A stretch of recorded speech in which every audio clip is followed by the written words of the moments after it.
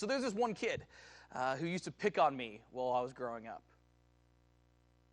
Actually, I should start over.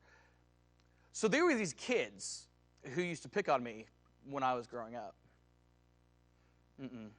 That's not it either. Let's start this over. I got picked on a lot growing up. You'd probably call them bullies now.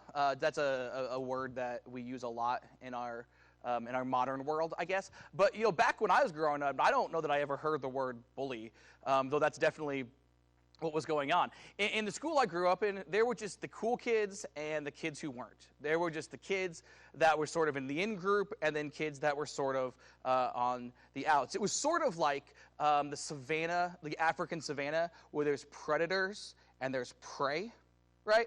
And so that's how it was for me growing up, as a kid, on the playground, in the school bus, in the classroom, all of that. And for me, if I'm just being honest, I was just like a gazelle that was sick with a leg broken and like the horns broken off. Like it just seemed like I was just a really easy target for anyone and everyone who wanted to, joke or make fun or pick on, physically abuse in any way, kind of, beat up on, that kind of thing. And I think it's probably fairly easy in hindsight, looking back, why that was. So I had these thick glasses. I'm this short little kid that wasn't fast, that wasn't athletic. Like I wasn't good at sports. I wasn't really coordinated. Like I said, I had these thick glasses. I had this wild hair that, I wasn't married yet, so I didn't have a wife that could help me figure out like what to do with this. And so it just kind of went everywhere. And I was just this little gangly, awkward little kid that was easy to target. But I think probably most of all, I know most of all, what made it so easy for me to get picked on was my voice, the way that I spoke. Growing up, I had this really terrible speech impediment that, I went to speech therapy, I remember, and it didn't do anything. And I just talked funny. I couldn't say the letter R for whatever reason. I couldn't do it. And so that's a problem as somebody whose name is Drew Snyder. I've got an R in my first name and in my last name. And in fact, at one point in my upbringing, everybody found out that my middle name is Albert. And so, I've got in the middle name too. And so what would happen, a normal occurrence, a daily occurrence really, was somebody who was being mean to me, was making fun of me, kind of under physical threat, would, call me a name, one of those names that we call hate speech now, but in the 90s, it's just what you called kids. They'd call me a name and they would say, hey, say your name. And, I'd have to, and then everybody laughs and yada, yada, and it's great. That was just sort of everyday experience for me growing up, getting picked on, getting bullied, whatever you want to call it. It was really just swell.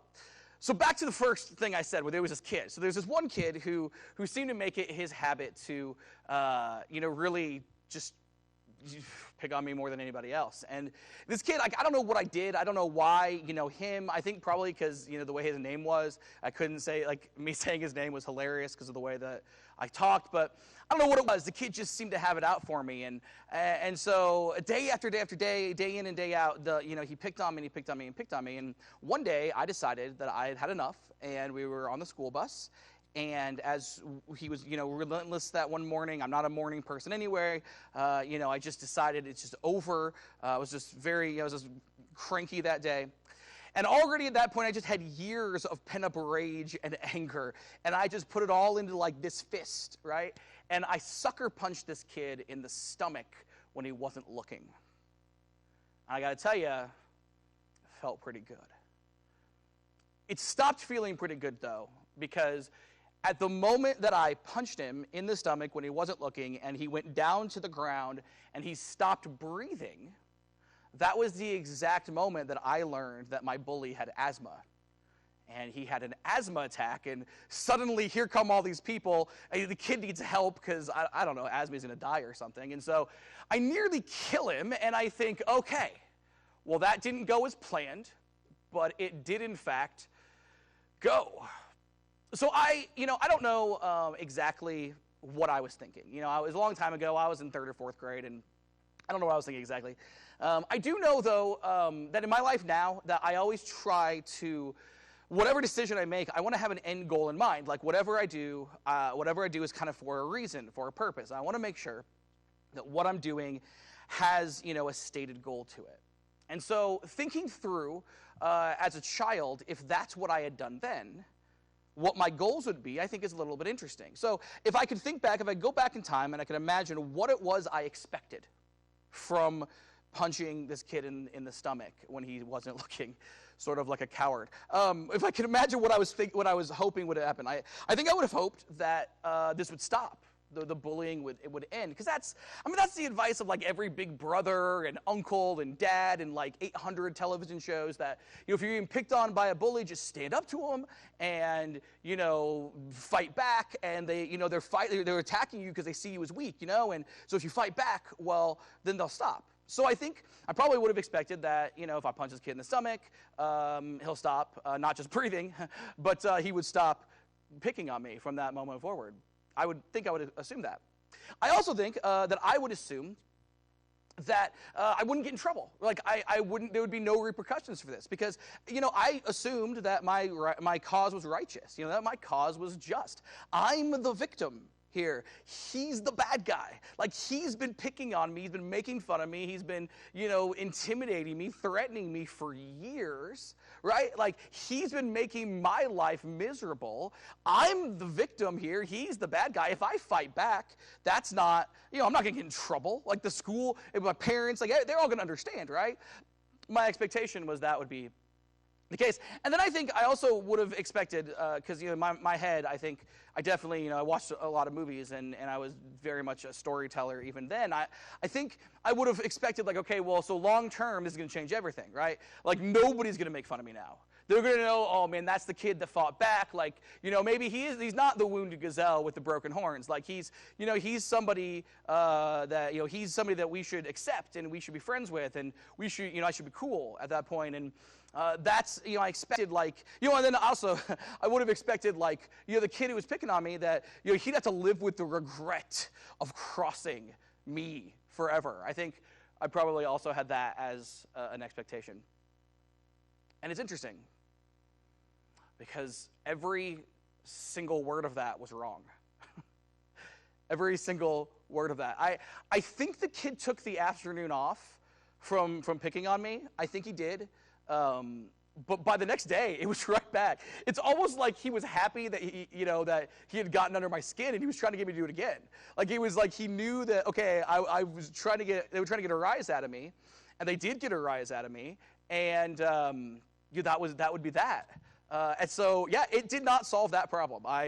Sucker punching this kid in the gut did not in any way solve any bullying problems. I also absolutely got in trouble. Like, it's weird, especially when you throw the asthma into it. Like, it's really hard to explain to a principal, hey, this is why I sucker punched the kid who can't breathe and nearly, just had an attack. An asthma attack on a school bus. Like, there's really not much you could explain to a principal that justifies that. And my parents, anytime you get in trouble at school, you get in trouble double at home. And so that was, I also got in trouble at home too, because it turns out, hey, I punched the kid with asthma, also didn't work out at home. And so, there was that. And as it turns out, like, this is not a turning point. This getting picked on thing went basically all through schooling, all through childhood, even into high school. This was going on. Nothing ever changed. And it's funny, because even the reason for it, like, the speech impediment thing. It's funny. I moved to Missouri after high school, and I've heard a few people tell me that, like, oh, you got an accent. You got an accent from Indiana. Like, it's an Indiana accent. And oh, God bless those people, because that tells me that they don't know, they're not hearing the speech impediment like I am. I especially hear it on recordings. Like, I won't listen to this at all, because it bothers me to hear my own speech impediment. But I also suppose it's time to tell all the lovely, kind-hearted people who have told me about an Indiana accent that that's not true. There is no accent in Indiana. And also, if there was an accent, it wouldn't just be an inability to say a letter correctly. Also, the bully, like, he also didn't get his. I think that's maybe my favorite epilogue to this whole story is, this kid, like, he's not lived with regret of this. I don't guess. I can't imagine he could pick me out of a lineup on the street anymore. And also, if social media is to be believed, he has a lovely family. He's a doctor, which means he's saving people's lives now. And especially right now, with everything going on, he's a hero. Turns out, my bully, the hero. So all of it worked out just horribly with this story. I tell you this story on Easter morning. It dawns on me that maybe this comes across strangely if you're not familiar with my preaching or Ashland Christian Church in general. It's a weird story to open up a sermon for Easter morning with. I have a reason, a very specific reason that we need to talk about why I share this story on Easter morning. Before we get to that, I need to tell you another story that is, at this time, from the Bible and is our final miracle in our conversations about miracles. So there was this one day when Jesus took 3 of his disciples. We call them the inner circle. It is Peter, it is James, it is John. And they went on a camping trip up into the mountains. And we don't know what happened before the middle of the night. I like to imagine they're sitting around the campfire telling ghost stories or, cooking hot dogs, all beef, kosher hot dogs around the fire. They're having a grand old time. And the 4 of them fall asleep. And in the middle of the night, we discover that Peter and James and John wake up to what is undoubtedly one of the strangest sights that they've ever seen.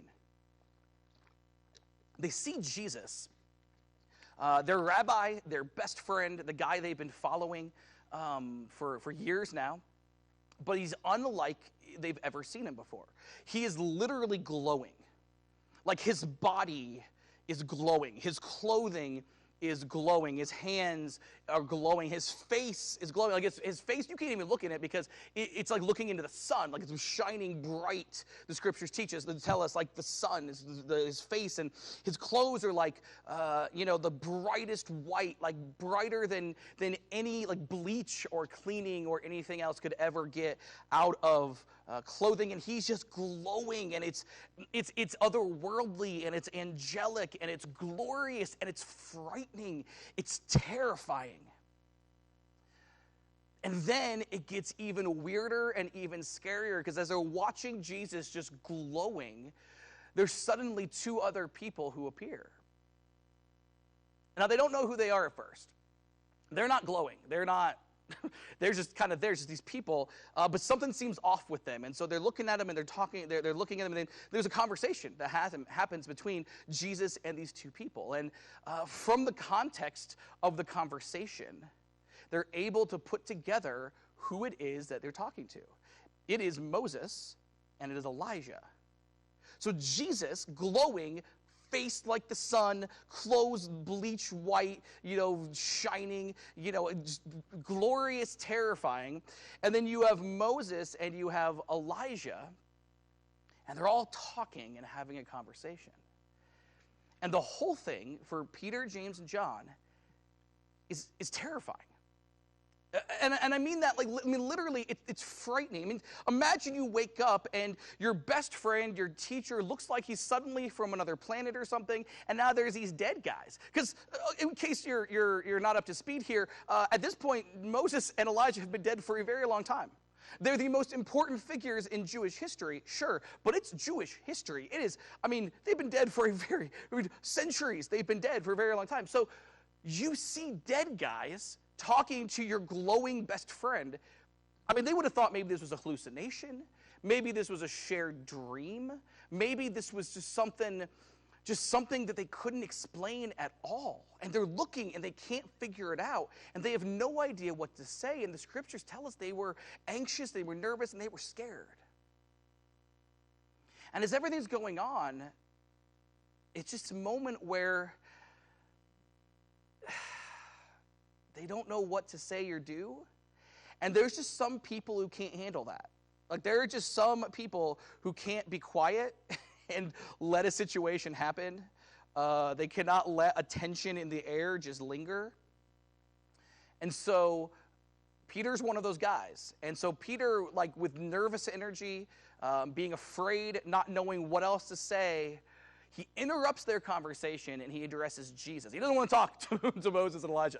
Doesn't want to talk to the dead guys. But he does want to talk to Jesus. He says, hey, Jesus, hey, what if we built 3 monuments to commemorate this moment, which is clearly this incredible, miraculous moment? Like, we can build a monument for Moses, and we can build a monument for Elijah, and we can build a monument just like it for you. Jesus, what if we did this?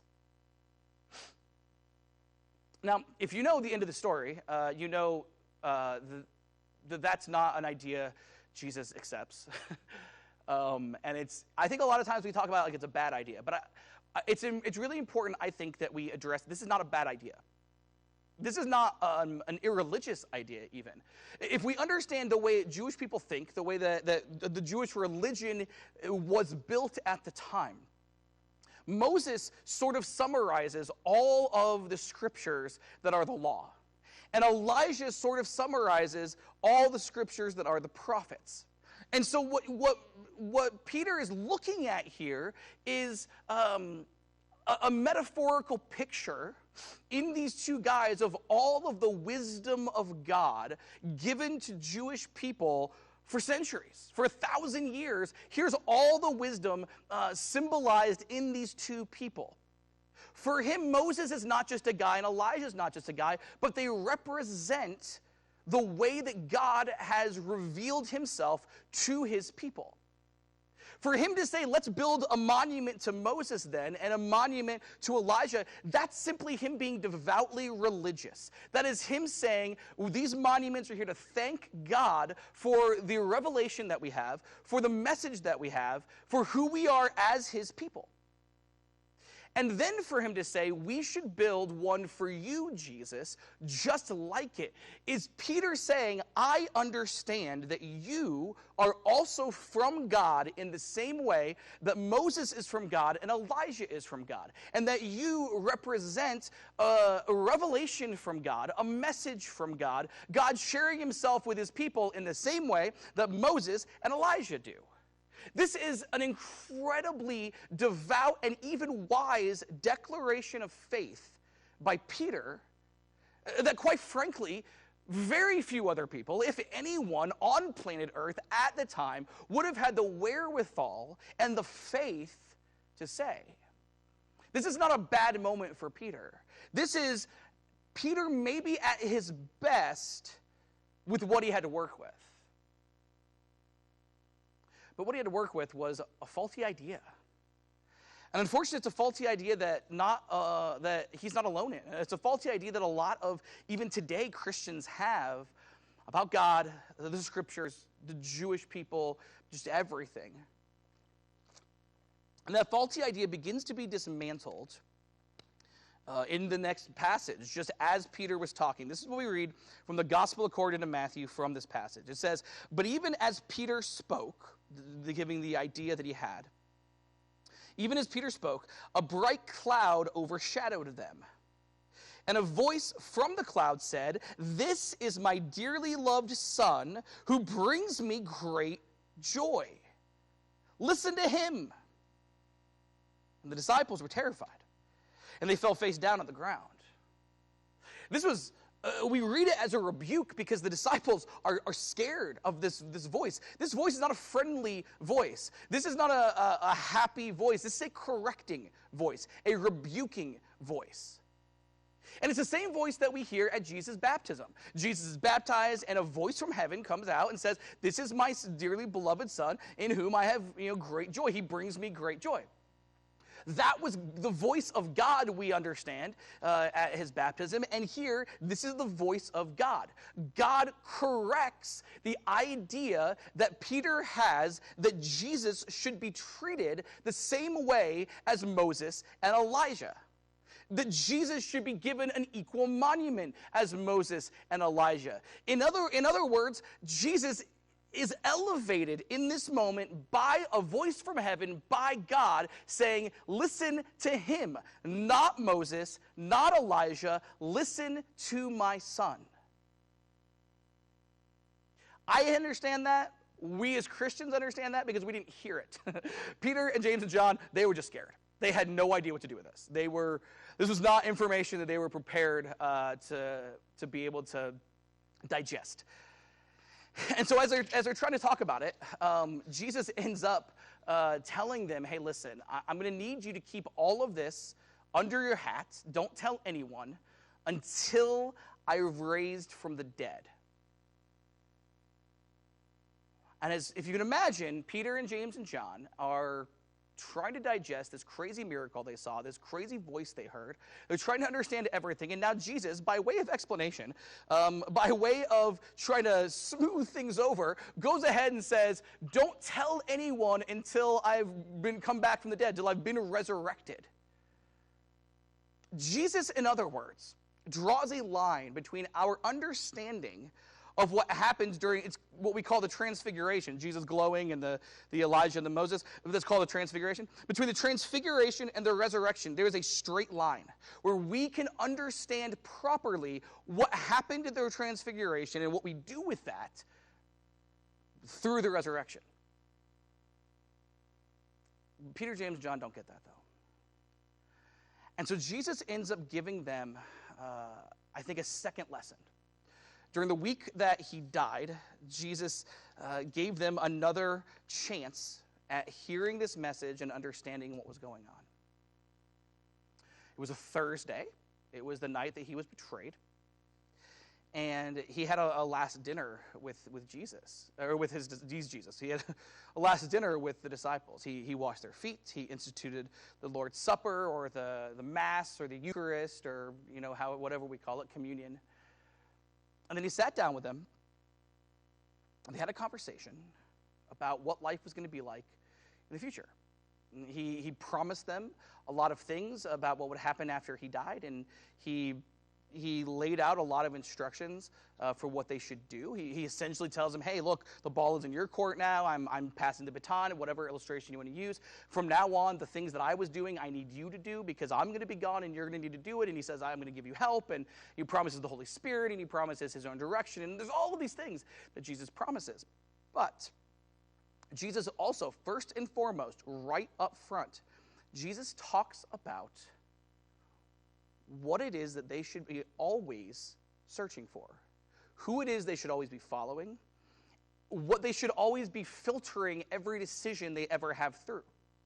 And this is what we read in the Gospel according to John, a very famous passage. I imagine most of you have heard it. Jesus says this. It says, Jesus told him, I am the way, the truth, and the life. No one can come to the Father except through me. If you had really known me, you would know who my Father is. So from now on, you do know him and have seen him. Jesus, as he begins his conversation about what they're supposed to be, who they're supposed to act like, what their mission is in the world, he says, I am the way, the truth, and the life. And I think it's a great tragedy in our modern Christian churches, our modern Christianity, that we have really relegated this passage to be talking about the afterlife. Like whether we're talking about heaven, or whether we're talking about being saved and being resurrected in the future, whether we talk about whatever our framework of what happens after we die and what happens eternally, we tend to always talk about this passage like that the only way that a person can know God, can be saved, can whatever, for the afterlife is through Jesus. And so that's really how we explain this passage. And I'm not saying that's wrong. That's certainly a piece of the pie for sure, but it's just a piece of the pie. It's not the whole pie. This is part of a conversation that Jesus was having with his disciples about how they were going to live each and every day in light of his death and resurrection as his disciples. This is part of a conversation. This is the beginning of the conversation. This is a foundational piece of the conversation. The ground floor for who we as Christians are supposed to be. Jesus says that he is the way that we follow, the narrow path, right? That narrow path that leads to life, not just eternally, but here. That he is the way, that he is the truth. That when we want to know who God is, when we want to know what the truth is about us and the world around us and other people and God himself and the nature of everything, that Jesus is the truth. If we want to know, like he said, if we want to know who God is, we look at him.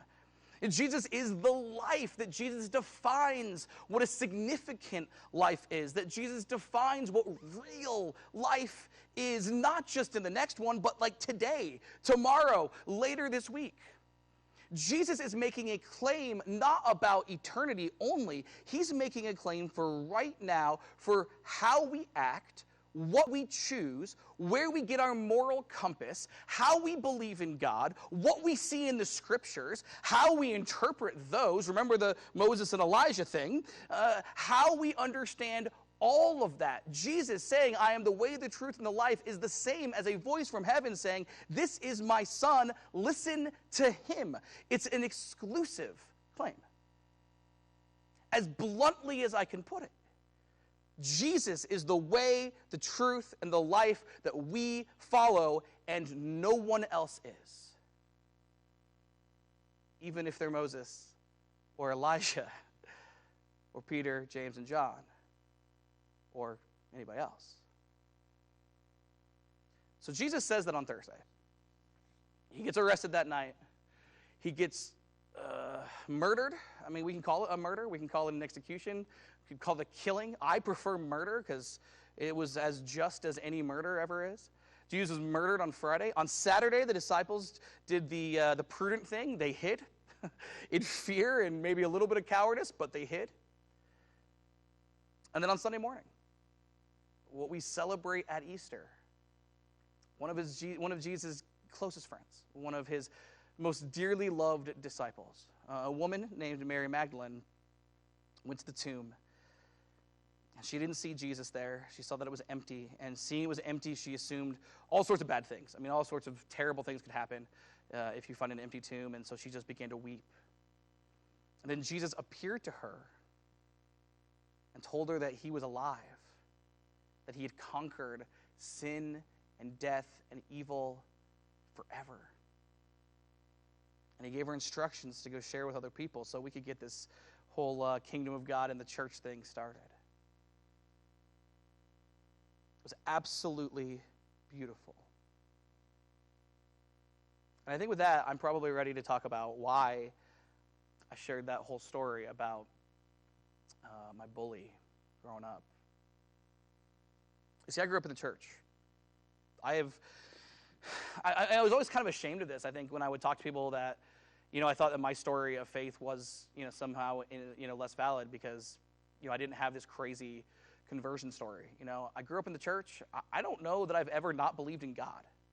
And it wasn't even so much because my parents told me. My parents certainly taught me to believe in God, and I was raised in the church that taught me to believe in God. But, for me, I always, you look at the world, and you see, look at the universe and the stars and the planets, and you see, the expanse of everything. And, now that I'm older, you see how old everything is. The age of the universe is mind-blowing, and the age of the earth and all of the things that have happened. And you look and you say, man, well, how could this be? And for me, it's just always made sense that somebody had to do this. Something with intelligence had to do this. Something that cares about life had to do this. And for me, calling that something God just, it made sense. And so then growing up in the church, there was Jesus. I was always taught about Jesus, and Jesus was always endlessly fascinating. I don't know that I was always super excited about all the Bible stories as a kid. I think some of them were probably boring when I was younger, but Jesus was always endlessly fascinating because he loves everybody, and he cares about everybody, and he's healing people, and he's helping people, and he's basically like a superhero when you're a kid, and so then I just always believed in Jesus. I've doubted so many things. If you've known me over the years, I've doubted so many things about my faith and myself and the church and the world, but I've never doubted Jesus. And I think, as a kid, I think you could have pulled third grade Drew out of 1993 or whatever year that was, 1992. And I think you could pull me out of there and say, hey, who's Jesus? And I told you he's God's son, and he died on the cross, and he rose from the dead. And we talk about that on Easter. There's never been a point when I didn't believe in God, and there's never been a point when I didn't believe in Jesus. And yet, I sucker punched this kid. I did. I did so believing things like, well, every uncle on every TV show tells me that if you stand up to a bully, then it's good. Like, yeah, violence works, revenge works.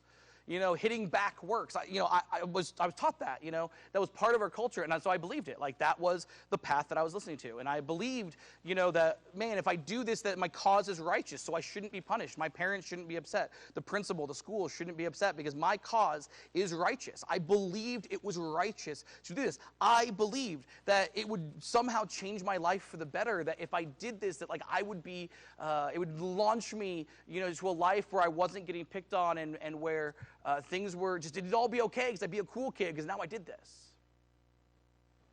And all of that was wrong. As 35, as an adult here, I understand why none of that worked. Because at the end of the day, I wasn't following Jesus. I believed in God, I believed in Jesus, but I did not follow him because in my mind, Jesus was not the way, the truth, and the life. I was believing in other ways and other truths, and I was believing that I would have other lives. Jesus for me was something to be believed in.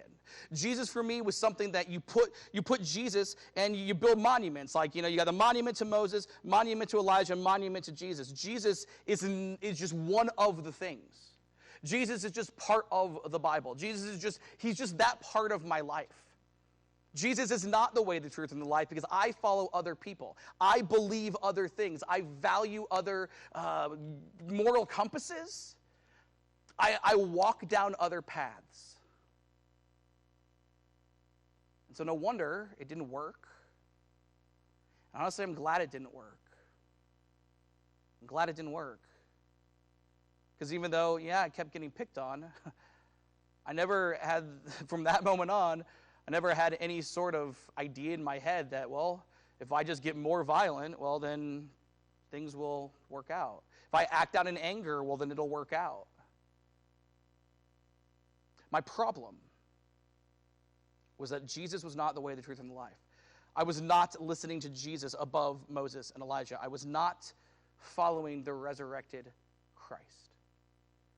30 years after the resurrection, the Apostle Paul, who also spent most of his life not doing any of those things. The Apostle Paul ended up talking to this church in Rome of these Christians that they had some weird conversations, but conversations that made sense. They were really kind of working out in their own heads, okay, well, God gives us grace every single time. Like every time we sin, God covers that with grace, and that's great. So somebody came up with this idea that, okay, well, if I sin, well, then that's actually giving God the opportunity to show grace to the world. So actually, my sin is a good thing.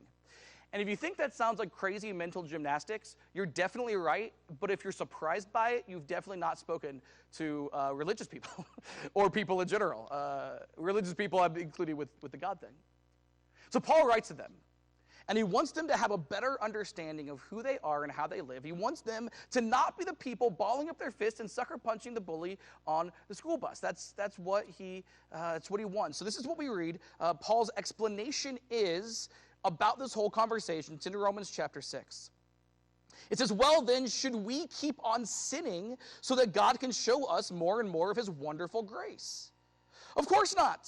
Since we have died to sin, how can we continue to live in it? Or have you forgotten that when we were joined with Christ Jesus in baptism, we joined him in his death? For we died and were buried with Christ by baptism. And this is the big piece. Just as Christ was raised from the dead by the glorious power of the Father, now we also may live new lives. See, here's what I didn't get as a kid who believed in God and believed in Jesus. Here's what I didn't get. Easter was not about Jesus. Like, Jesus is part of it.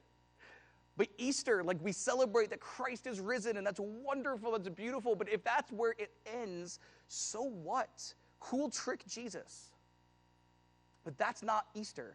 Easter is about Jesus raising from the dead so that we can have new life. And it is not a theoretical, metaphorical thing. We are raised. In baptism, we join with Christ, and we are raised in the very same power. It says, just as Christ was raised from the dead, with the very same power in the very same way that Jesus was raised from the dead, God strengthens us to live faithful lives in which we listen to Jesus and not other religious concepts and figures and all of that, in which we see that Jesus is the way, the truth, and the life, where we look at the bullies in our lives, real, imagined, metaphorical, and we treat them not with anger and revenge, but with love and compassion, with dignity, with respect, where we use Christ as our moral compass.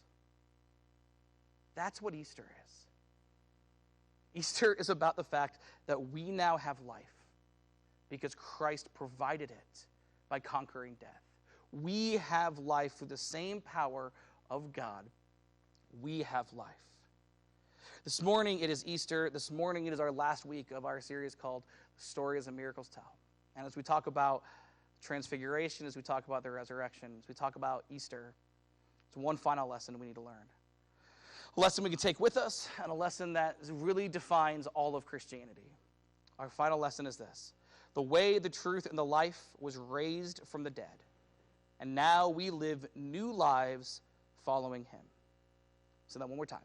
The way, the truth, and the life was raised from the dead, and now we live new lives following him. That's going to do it for this morning. We're so glad you guys have been joining us. I know it's really hard sometimes with being online. It's different, it's weird, it's awkward, it's all the different things that it is. I know it's kind of tough out there for everybody. We've been saying each and every week, we don't usually talk a lot about money, but we do. For us as a church, we don't really have a safety net. We don't have anybody bailing us out. And so if you guys can, if you feel compelled, if you guys could continue to give, those of you who were giving when we were meeting in person, if you guys could just give online, that's in the comments, and give through check. And that's pretty much it. We want on the back end to still be us and still be able to do all the things we want to do. So we so appreciate you guys. We love you guys. We're praying for you guys. If you are a member of Ashland Christian Church, I've been praying for you by name. We've been praying for you by name. We care. Let us know if there's anything we can help with at this point. If you're not a member of Ashland Christian Church, you want to talk about baptism or anything else, we're always available. Send a message. That'd be awesome. End of the day, happy Easter. We're so very glad you guys could join us, and we'll talk to you guys soon.